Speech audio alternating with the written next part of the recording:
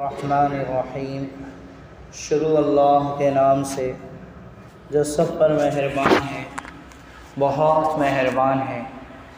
حضرت ابراہیم علیہ السلام کی کعبہ شریف کی تعمیر کرتے وقت چوتھی دعا یہ کہ اے اللہ میری آنے والی آئندہ نسل میں، اولاد میں ایک ایسا رسول بھیجنا جو ان کے سامنے آپ کی آیتیں تلاوت کرے۔ آیتوں کا تلاوت کرنا کیا ہے؟ آیتوں کا تلاوت کرنا اس کے الفاظ کو پڑھ کر سنانا ہے۔ نبی اکرم علیہ السلام چنانچہ نمازوں میں قرآن کریم کی تلاوت کرتے تھے۔ مسلموں اور غیر مسلموں کے اجتماعات میں، بازاروں میں جہاں موقع ملا کرتا تھا، نبی اکرم علیہ السلام اپنے اس فریضے کو انجام دیا کرتے تھے، لوگوں کے سامنے قرآن کریم کی تلاوت کیا کرتے تھے۔ گویا نبی اکرم علیہ السلام کو بھیجے جانے کے مقاصد میں سے سب سے بڑا، اہم اور سب سے پہلا مقصد یہ کہ وہ اللہ کی آیتیں لوگوں کے سامنے پڑھ کر سنائیں، اور اس فریضے کی ذمہ داری اب امت پر آئی ہے، اور نبی علیہ السلام کا یہ کام اور یہ ذمہ داری اب امت کو ملی ہوئی ہے۔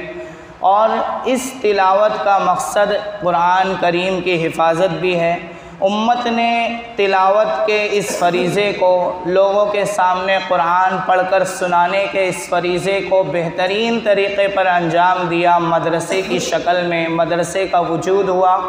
آج مدرسوں میں جتنا قرآن کریم کی تلاوت ہوتی ہے، اس کی حفاظت کا جتنا اہتمام ہوتا ہے، اس کے الفاظ کے بہترین طریقے سے تلاوت کرنے کا جو اہتمام ہوتا ہے، وہ کہیں اور نہیں ہوتا۔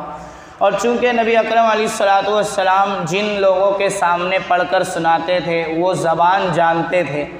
اور یہ زبان ان کی اپنی زبان تھی، عرب والوں کی اپنی زبان عربی تھی، اس لیے ان کو تجوید یعنی حروف کے الفاظ کہاں سے نکلتے ہیں، کیسے نکلتے ہیں، یہ سب پہلے سے معلوم تھا۔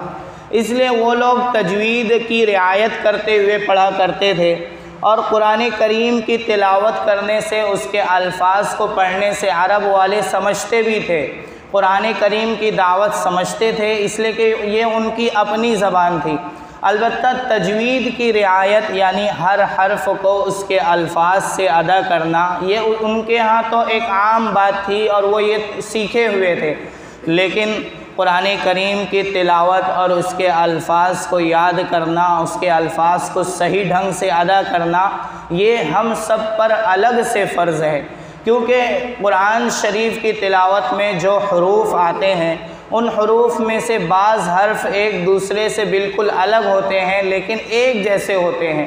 اگر خیال نہ کیا جائے اور ایک کو دوسرے کی جگہ پڑھ دیا جائے تو معنی میں تبدیلی ہو جاتی ہے، اور پھر بعض اوقات کفر کا اندیشہ ہو جاتا ہے۔ اس لیے قرآن کی تلاوت کرنے سے پہلے قرآن کے الفاظ کو سیکھنا بہت زیادہ ضروری اور فرض ہے۔ عرب والوں کو یہ فن یعنی قرآن کریم کے مخارج کو اس کے صحیح مخرج سے ادا کرنا، اس کے حروف کو صحیح مخرج سے ادا کرنا، یہ ان کے ہاں پہلے سے تھا، کیونکہ وہ لوگ زبان دان تھے، زبان ان کی تھی۔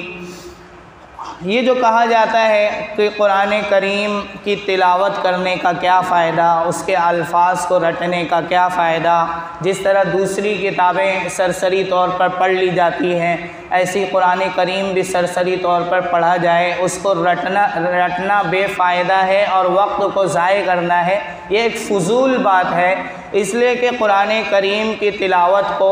نبی علیہ السلام کے مقصد میں سب سے پہلا اور اہم اور بنیادی مقصد قرار دیا گیا ہے کہ قرآن کی تلاوت یعنی اس کے الفاظ کی تلاوت کی جائے، اس کے الفاظ کو پڑھ کر سنایا جائے۔ تو یہ اس کے الفاظ کو رٹنا اور اس کو یاد کرنا، جس طرح اس کے معانی کو سمجھنا اور قرآن کریم کے احکام پر عمل کرنا، یہ بہت بڑی عبادت ہے اور بہت بڑا ثواب کا کام ہے۔